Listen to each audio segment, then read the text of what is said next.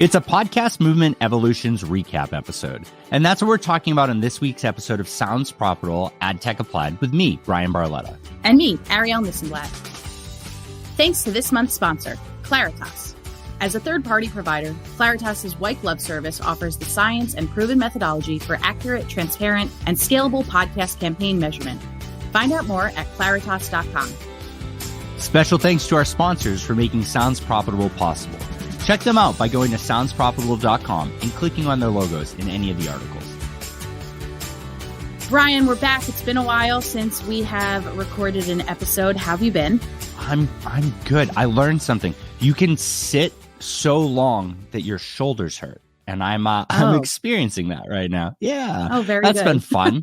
Right. What's your self-care plan? I've started on the Peloton again, which is Very nice, good. which is my bougie exercise of choice. But yeah. I mean, everything's great though. Like Podcast Movement was fantastic. It was, I think I was in nonstop meetings from Tuesday to Saturday with 3 on Sunday, which was awesome because me and you got to hang out a bunch too, or pass each other in the hallways and share notes real quick. And then was at Disneyland with the family the week after, which was a blast. You were there for a full week, Disneyland? Yeah, I was there. We got there. Family arrived Sunday night, and then we spent Monday through Thursday there. Wow. With my 2 kids, 3.5 and 8 months old, and it was really fun. So I haven't been to Disney in a long time. Did you go on rides? Was it busy? Maybe this isn't important for Sounds Profitable. Who knows? Maybe it is. Maybe who they're our cares? next It's sponsor. fun. Lauren, you never know. Lauren talks about her Disney cruise obsession all the time. We can That's talk true. about this. Lauren Passell, shout out to you. Yeah, I love Disney so much, and Disneyland's my favorite because it's smaller. It's easier to get around. We went on a bunch of rides, but for me, honestly, I took my youngest 8 months, and so there were more rides that he couldn't go on than he could, and I just liked walking around with him. Right. Like I liked showing him the characters and, getting snacks and just really like exploring the space with him. And he had a blast. And my oldest loved it. We probably went on the Spider-Man ride about 8 times. But yeah, it was very cool. We I don't think we held back on much. And I think, it felt a lot safer than I thought it would be. Oh, wow. Good. Love to hear that. I just got back from LA yesterday. After Podcast Movement, I stayed for 2 weeks, saw friends, family. It was a blast. LA rocks. What a great city.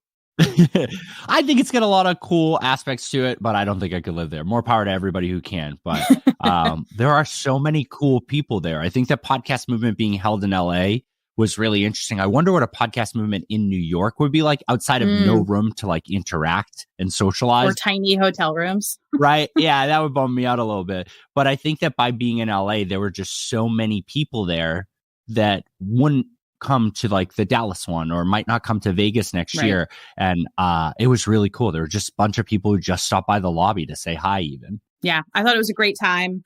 And that's what we're here to talk about today. We are going to be doing a recap of Podcast Movement Evolutions, which took place last month because this is April now. It was March 23rd to 26th. So, Bryan, for folks who don't know, what is Podcast Movement?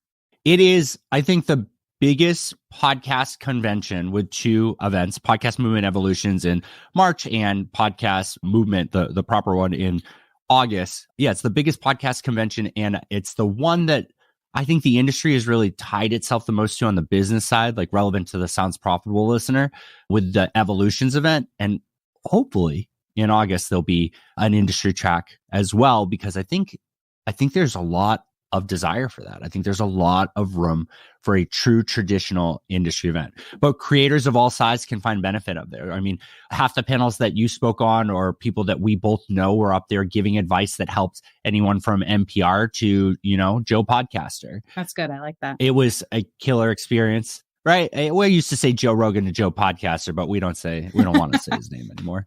And it was awesome. There were so many great people there, but the conversations I had ranged from, we just got started and I'm doing a super niche podcast. Could I get your advice? To let's talk. We've been a sponsor of yours for 2 years and we haven't met in person. And so the answer is yes. Both.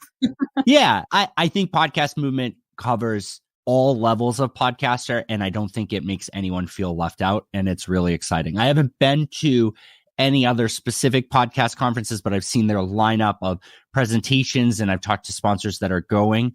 And while I'll be at like Radio Days Europe and Pod Show London, and I'm very excited for that, I don't think those will have quite the pull yet that podcast movement evolutions had for the industry. Yeah, I wish I could go to those events in Europe. May is such a busy time for events. I think so many things. Oh my gosh. So I'm going to be at Black Pod Fest, and I'm going to be at Outlier Podcast Festival, and I'm going to be everywhere. I love it. I love that we're back and we're doing the thing, but there's so much going on. I wanted to talk about how I got started in the podcast space. Has a lot to do with podcast movement. Really? I love podcast movement. I think it is the best. Yeah. I have such a good time there. It feels like summer camp to me. I talk about this all the time. I'm passing people in the hall and I'm like, hey, how are you? Hey, how are you? I have such a good time there.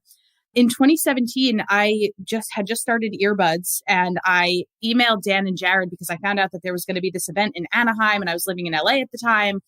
And I was like, Anaheim podcasts? Maybe I could go. So I emailed them and I was like, any chance you would let me go for free in exchange for running ads in my newsletter? And they were like, absolutely, no hesitation. And I went there and I was like walking around with my backpack, and I just went to every single table and met as many people as possible, got all the swag that I possibly could, and made friends and used the connections that I made there to propel me in the podcast space. And I owe a lot of my podcast career success to podcast movement and Dan and Jared in particular. And I'm always just grateful to be back, whether it's in LA or somewhere else in the country. And I love that they let us go to different places in the country. I've seen cities that I wouldn't have seen otherwise. So this episode is dedicated to podcast movement. We have a few things we want to discuss about this particular event, Podcast Movement Evolutions. I really want to highlight Evo Terra's Hall of Fame acceptance speech. I also want to talk about it being the first in-person podcast conference in a while. I know there was Nashville, but that was less attended than this one. It seems. I want to talk about the layout of the event and how that affected the vibes. Yeah. I want to talk about the YouTube lack of announcement. And then later the announcement. I want to talk about Bryan's talks on stage, my talks on stage, other talks that were impactful, and anything else you want to add to that agenda? No. So buckle in for a 3-hour long conversation on this episode of Sounds Profitable. No, we'll keep it brief on that, but we'll move through it. There's so much fun stuff. I still am vibrating with energy from it, right? Like, I was exhausted after the event. I'm still catching up. Yeah. I don't know if I'll catch up until the summer, but like it was let's go right into the vibe. It felt like a high school reunion, right? Summer camp, high school. There were even people that I had not had the best relationship with, and I think part of it's because we mostly talked through text online. Internet. Who I had amazing conversations with. We just grabbed 5 minutes, we'd catch up, we clarified. We just need to see each other in person. Even video doesn't solve all those problems because it's still a presentation. It was clear there. I mean, Apple was a little bit distant in the fact that they had their own setup at another hotel, but anybody who reached out to them, they made time for, but they weren't roaming the floors of the conference necessarily. Spotify did something similar on the second floor. But Spotify, I felt, were a little bit more reserved. And I think that the big takeaway I had was it felt on my end like a culture shock to Chartable, Podsites, and Whooshka to come to an event like this after being out in-person events for a while and go from being the independent companies that they were to being Spotify. I think a lot of dynamics changed for them. And all of those people are smart, brilliant, amazing people you should get to know. And honestly, I don't think we need to dislike Spotify. I think Spotify, there's a lot of great aspects of Spotify and we need to respect that, With the layout, like me and you were at Hot Pod as well. And the hard part about Hot Pod was it had one very, very small room outside of the conference room. And that's it. And I think 20 people could maybe be there, but you'd be in each other's conversation. This place was so big that you could talk in the hallways. You could talk in the awesome bar, coffee shop, restaurant downstairs. I mean, like I said, Spotify had their own suite. People set up camp there. Yeah, you really did. I mean, I wish I got to go to more panels, but there were definitely times where I found a seat in that coffee shop area and I was just like, next. Okay, cool. Come on. Let's keep these conversations going. Yeah, you're holding court, letting the people visit you. Yeah. It was nice too, because there was room to walk around outside and there were a lot of people outside, and we were probably the biggest event there while we were there. There were other conferences. There were weddings even at the hotel at the time. But I think that there wasn't a ton to go explore that wouldn't have taken a 10-minute walk or a cab ride or something. So I think a lot of people stayed right there. And that was really awesome. I am worried about that for Vegas next year because we're going to be a tiny little piece of what's going on in Vegas. And how do you justify staying in that exact hotel? And why would you, unless there was a panel, not just be wandering around or doing something else? But I think me and you really need to accomplish one thing when it's in Vegas, is that we need to work with Blue Wire and do live recordings at their studio. People need it. The people need it. There was definitely, usually Buzzsprout sets up a mobile recording booth at Podcast Movement so that people can sign up for slots to record their podcast or do a live version of their podcast or whatever it is. But because it was Podcast Movement Evolutions, people don't usually do as intricate setups for their booth. So there was no booth at Podcast Movement Evolutions, and the people needed to record. Bryan and I, we planned to record, but we weren't able to record. So Blue Wire, hello, this is my plea to you. Let's link up at Podcast Movement Evolutions in Las Vegas, 2023. The Ambies took place the night before Podcast Movement started, maybe 2 nights before Podcast Movement started. That was interesting. I attended live. The energy was great there. It was short. The event was an hour and a half. It was really well produced, being live, being there. It moved quickly. The one thing that I wished I saw more of was a little transparency for who was accepting the awards. I think that that's something that could definitely be improved, is there were people coming up to accept awards and we didn't know their names. We didn't know how they were associated with the show. We got to credit people, and I want to know who it was that was accepting that award. Sometimes it was people who work on the show tangentially, and I just wish I knew what they did for the show. I could deal with another half hour of the Ambies. That's my plea to the Ambies. I want it to be longer. I loved it. It's my favorite TV show. It's my Super Bowl. What were your thoughts on the Ambies? You watched it live stream, right? I watched some of it. I'm not an awards show guy. It's never been my thing, but for podcasting, it has always been more interesting. I think it's exciting for us to celebrate. And I think the Ambies, I would love to see them go more all out for it. I think they did a really good job this year. But we also need to celebrate it in podcast form, right? We need to evaluate, like, how do we do mixed media in a way that it's valuable for the people there, but a podcast afterwards. How do you do cool technology integrations like the podcast upfronts that we do, right? And where we make a separate feed and we put in the episodes in there so that you can really learn from it. That would be awesome. But you hit on a point there. I took a picture. When we were at Hotpot, I took a picture of myself with the hosts of What a Day from Crooked Media and sent it to my wife because it's her favorite podcast. I was like, look who I met. Gideon? Yeah, Gideon and Priyanka. And she's just like, who are they? Wow. And I was like, oh, that's super valid. You listen to them all the time. She's like, yeah, why would you know? She said, why didn't you just record them saying hi? And so I spent the whole time at Podcast Movement trying to find Guy Raz to say something to my kid. I think we have a hard part there. We're an audio medium. I think we could learn a lot from radio there. I'm sure that the people in radio have been through this headache of being like, well, who was that? That wasn't the host that I voted for. But I like it. I think I was down on the Podcast Academy, and I don't think it's necessarily for me, but I think that it can get to what we need. I think it can be for you. Yeah. Well, let's give it another shot then. I'll join back in this year. But hell yeah. I think that it bums me out to hear about all these new awards and everything popping up and saying, we're going to celebrate podcasting and presenting it like it's a new, unique idea. The fragmentation's not fun. I understand that somebody wants to win and be the center of it, but I think it's time to partner and empower people instead of just constantly competing. Consolidate. Yeah. Yeah. It's not a bad thing. I agree completely with that. I think so many people have disparate or similar ideas that would be stronger if they just met up and got rid of the ego and said, let's do this together and make sure that this is the best opportunity for the most people involved. 100%. All right, Bryan, let's get to Evo Terra. Tell me about Evo Terra's Hall of Fame acceptance speech. You brought him on stage. When you brought him on stage, what was your speech about? What was your introduction about? Yeah, I think it's really important to highlight that the reason why any of you are listening to this podcast is in part to Evo Terra. I was a backroom product manager, right? Everything that I'm yelling about in Sounds Profitable, and hopefully not yelling, like providing actionable insight and ways to improve the space or ways to action on this stuff.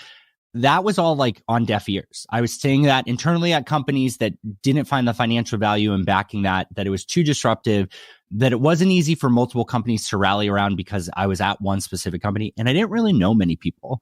I went to Podcast Movement Evolutions my first time 2 years ago, the last time it was live, and I knew some of my clients, but I didn't really know the industry like I do now. And Evo is the person who really pushed me to say, yeah, let's do this newsletter. Let's write about this. You have a good opinion to share. And my writing has improved because of him. My ability to be a podcast host has been improved. My mindset on how to build Sounds Profitable has improved. And Evo has, without title until very recently, been running all media for Sounds Profitable. And I want to make that really clear. Like, it's official. Evo, as we're starting to expand Sounds Profitable and formally set up a lot of it, Evo is the head of operations, the COO for the media side of Sounds Profitable. So he's the reason all of these podcasts get out there, the newsletters get out there, we have the social assets we need. And it really means a lot. And so he asked me to induct him, which was really cool. I got to talk through a little bit about our background and then his background. And he's been in the space forever.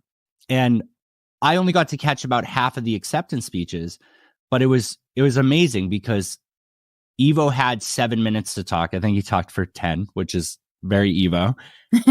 but almost half of it, he didn't talk about himself. A lot of the other people, you're accepting an award. Like, you should be gracious for that. You should be able to talk about your accomplishments. I think there's very few times where people can do that.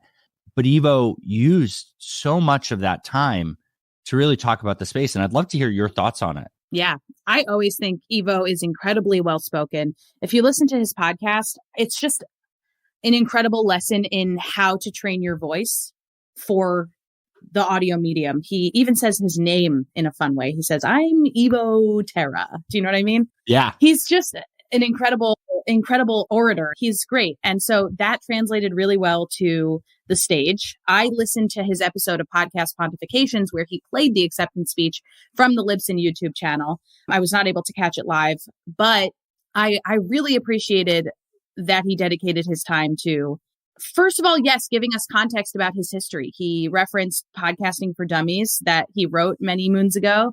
He really gave us context as to why he's here today and what he intends to do with the privilege, with the power that he has as a white person in the space. And one of the things that he brought up that I really liked was that he said a few years ago, somebody came up to him and said, Evo, you can get away with whatever you want because you're Evo. And he said that he loved it at the time. He thought it was funny. And now he's like, no, that's not a good thing. I don't want to get away with things. I should be called out on things when I do things poorly or don't show up in the way that I should. And so now he is calling himself on that. He's calling other people out on things like that. And I thought it was incredibly inspirational. And I'm glad to be on the team with Evo and to know him.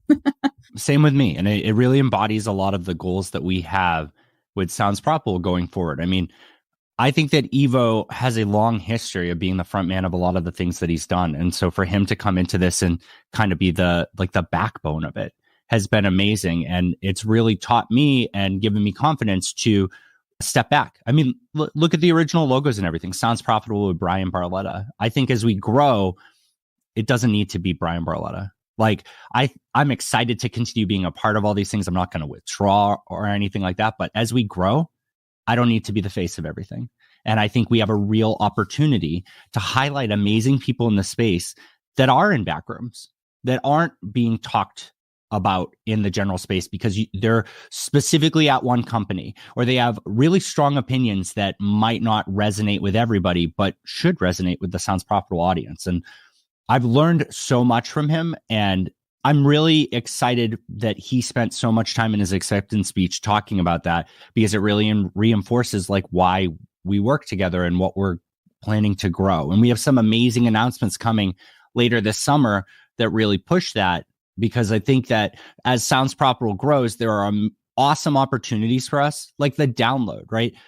We built that because we find it valuable. Manuela said, I want to do this in Spanish. So we got Gabe Soto of Edison Research to co-host it with her, and they're doing it in native Spanish. It's released at the same time. We don't have a sponsor for that.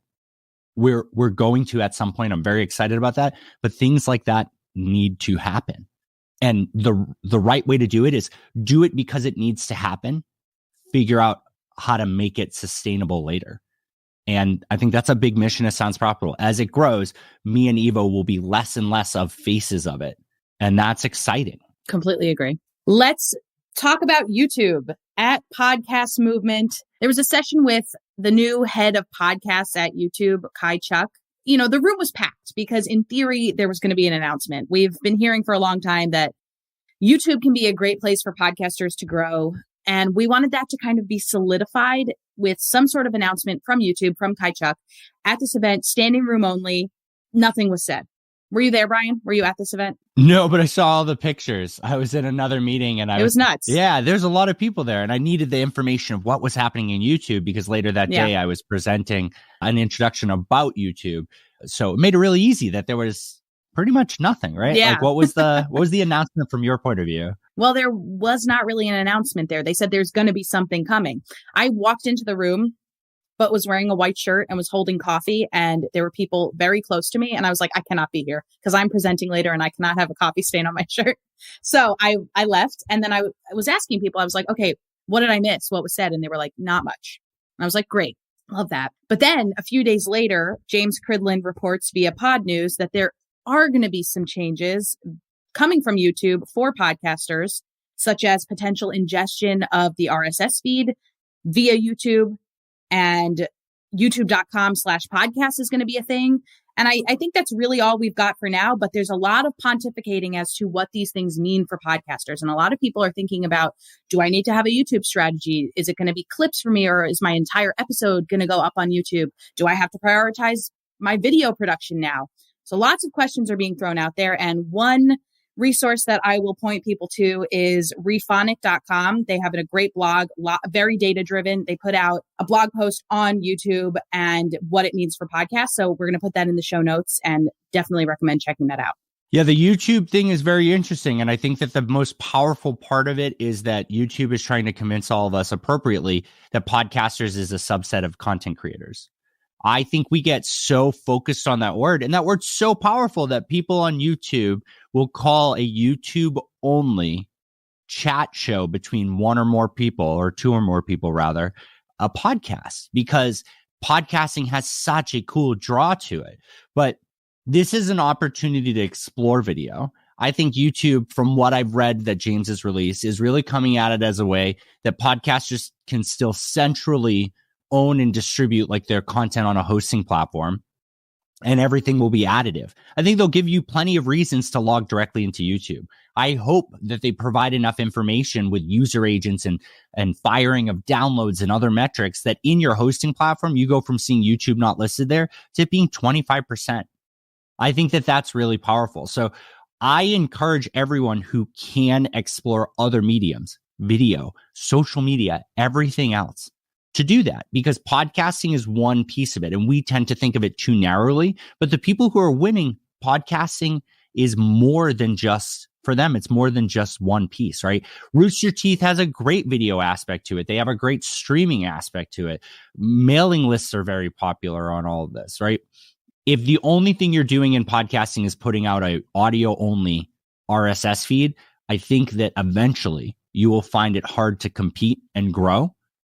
And I think that this is a very healthy way of YouTube saying, hey, come be a creator and we're going to meet you where you are as much as we can, which says a lot. That's very exciting. It might be overwhelming to some creators to say, oh, no, I have to have a YouTube strategy now. I have to have a social strategy now. I have to have a newsletter. So what I would say is find out where your audience is. Find out if they are on social media. And if they're on social media, find out which social media platforms they're on. You don't need to be on everything. If they're on YouTube, find out if they prefer clips or if they prefer your face up there for the whole 45 minutes of your episode. When in doubt, ask your audience what they want so that you're not overwhelming yourself and putting too much on your workload. I'll also say something to your point about the expansion of the word podcast, the expansion of the content creator. We talk about this all the time at SquadCast, that your podcast is just part of your overall show. Your podcast, I'm going to use my beluga whale example that I always use.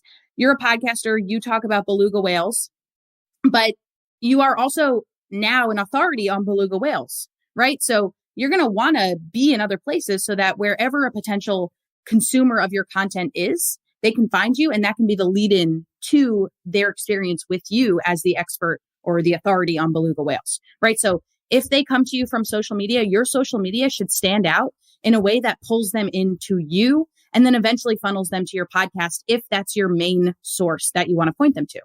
So I'm a big fan of the fact that all of your content should stand on its own as content and not just point to the podcast.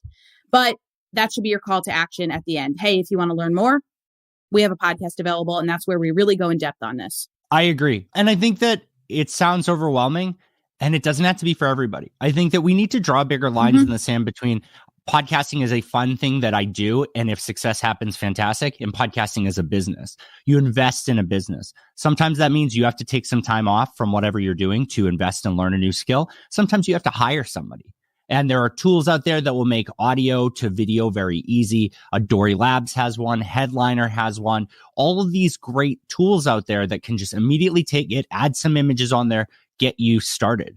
But as you record on things like SquadCast, as you record and have video components too, try it out, right? I think that this is the time for people to experiment and figure that out exactly like you said, but you cannot create an account and complain that you don't get any followers. You can't mention it twice on your podcast. You got to spend time. You have to cultivate it. Look what you've done with the Sounds Profitable Twitter account. We went from nothing to it's absolutely going to overtake my personal Twitter account soon.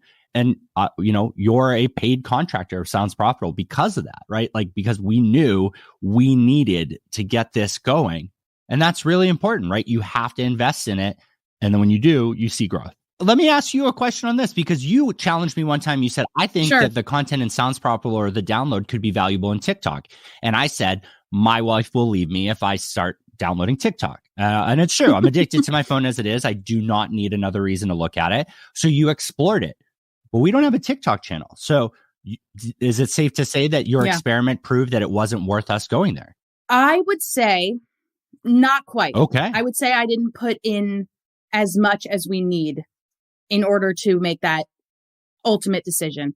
I did 1 or 2 TikToks. Feel free to check them out. I'm at Earbuds Podcasting. I did it from my business/personal account, Earbuds Podcasting. And I essentially shared the data from Kayla Littman's first Good Data article. And I said why this is relevant to people. And there actually was a good reaction to it from the people that already follow me. Oh, this is so interesting. I didn't know this about statistics when it comes to podcasting and share of ear and things like that. It did not go viral because it was dense, right? But maybe it's something that goes mini viral within podcasting TikTok. It's something that I need to dedicate more time to. So I would not say the experiment is over. I would say that I've been overwhelmed with other things. And that's valid. You pick channels that have success for us exactly, and continue to grow them. And you've experimented and you haven't closed the books on it. And that's really what we're trying to tell people here. Like, you need to make room to experiment. YouTube is trying to make this as easy as possible, and it'll be exciting to see how it works. It might not be for you, and that's okay. You're not going to get left behind. Podcasting is going to change. The definition is too broad. We're going to see it expand and contract over the next year or two. And what that means is you need to figure out what podcasting is to you. Your only form of content, your primary form of content, or one of many forms of content for you. There's no wrong answer. Let's talk about Bryan on stage. So you were part of 2 panels. Yes. Tell me about them. Steve Goldstein of Amplify Media invited me on for like a future of podcasting or like looking forward panel. And that was very, very fun. It really explored some of the concepts that are happening today and thinking about how they're going to affect the growth in the future. The hot button topics like subscription or Spotify buying pod sites in Chartable. It was very exciting. I was up there with a lot of people that I very much respect, and we got to really dig into stuff. We only had 45 minutes, and I think we made some really good time on that. And then the second one was Dory Labs, which is a sponsor of Sounds Profitable. I've had a chance to do a deep dive for their product twice. The newest one is actually going to launch next week, so everybody make sure to check that out.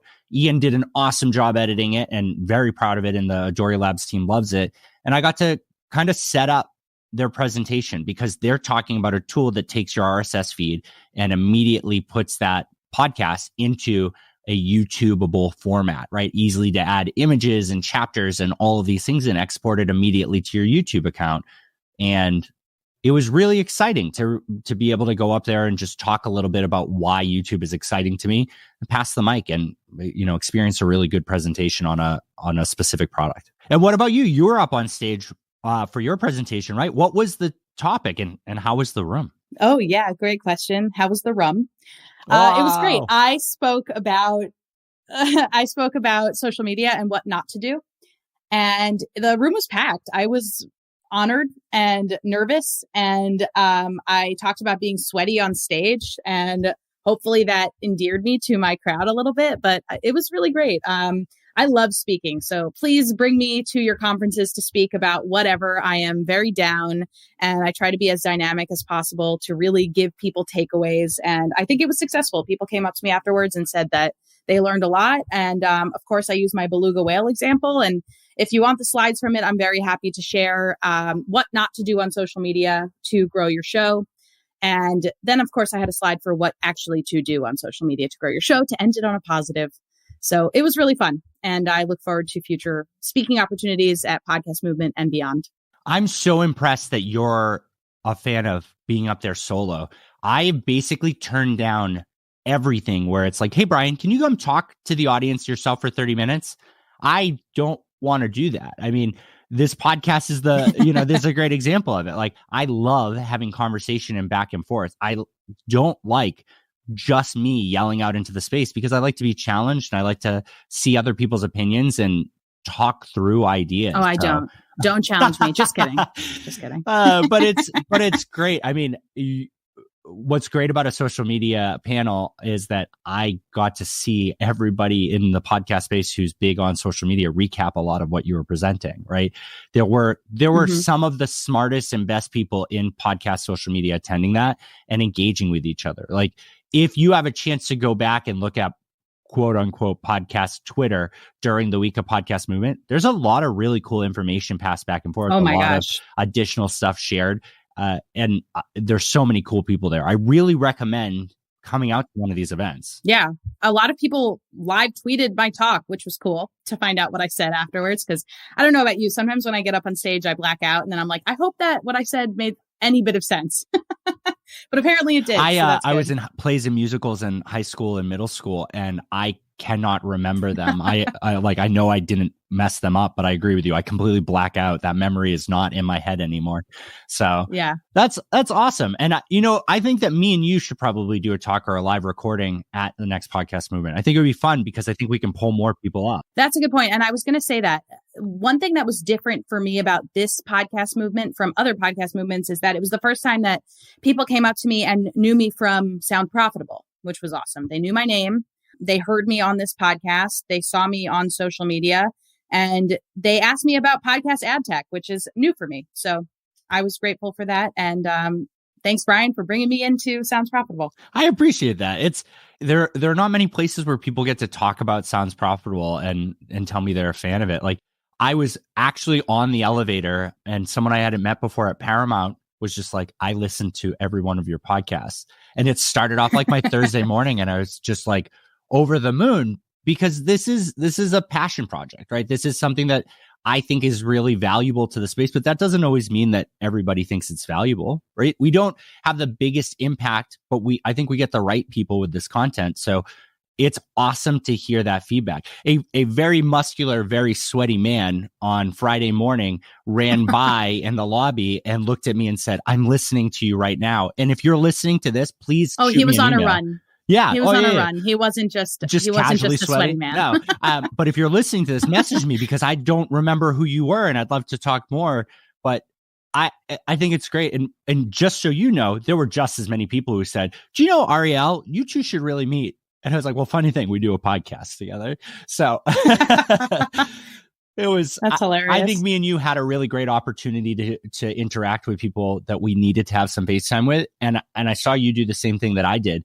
I think we played matchmaker and connected as many people as possible, because for us, collaboration in the space is how there is another bigger podcast movement. There is a bigger industry. There are more people working in the space as our peers, or eventually like smarter than us running companies. That excites both of us, I think, to have a hand have a hand in connecting everybody so that they can all grow.